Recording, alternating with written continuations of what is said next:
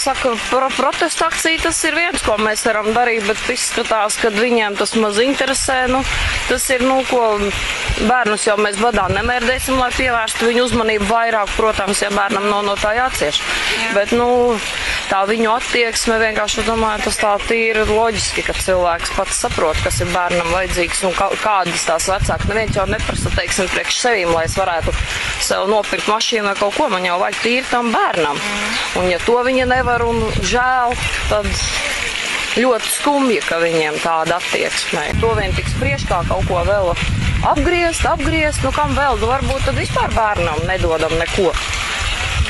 Vai jau, agrāk neko nedeva, kā viens gudrs ministrs, mēs paši audzinājām, mums neko nemaksāja. Tad variants tāds, varbūt nevajadzēja vispār sākt maksāt, nebūtu jānogriež, nebūtu tagad jātaisa protesta akcijas, vai ne, un cilvēkiem nepatīk naudu atņem.